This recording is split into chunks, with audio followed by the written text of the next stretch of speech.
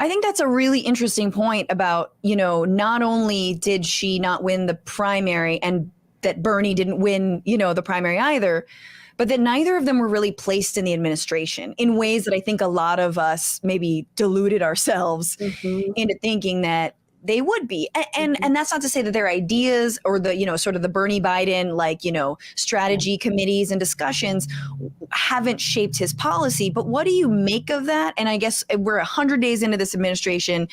The guys, the president is still surrounding himself by some kind of like the same olds. And yet his rhetoric does feel much more Bernie Warren leaning. What is your assessment of whether he's going to be making good on these policies and or where and how we need to push? I don't know, that's a huge question. Yeah, I mean, it's a good one. So I think things have shifted, and I think that we should claim that too. So certainly when it became clear that Joe Biden was going to be the Democratic Party contender in, what I would call like the most heavyweight match of my lifetime, I think the Biden team, as they were thinking about hoping they would win and thinking about what their transition was going to look like, I don't think they thought they needed progressives. I think they went into this election season thinking that they had won off of moderate ideas, actually. They always think that. I think it really became clear, as the election went on, that was not at all what was driving voters to the polls. And then I think January 6th happened.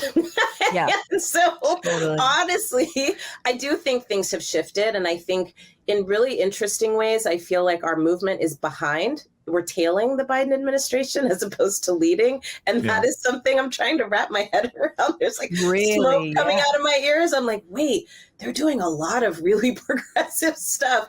And we're all kind of like, what's he going to do? And he's like, I'm going to put $400 billion into care. And we're like, wait, for real? Yeah.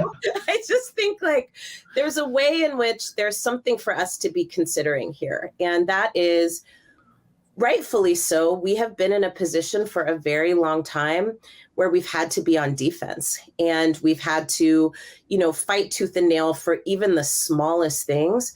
And the political terrain has shifted. And I'm not saying that Joe Biden is a progressive president. He's not. I'm not saying that socialism is coming tomorrow. It's not. But what I am saying is that there are some incredible openings right now of the type that we haven't seen in the last 12 years, right? And so as a movement, I think it would behoove us to start to put power on. We exercised power, and now we're trying to figure out how to wield it and how to keep building it and how to sustain it.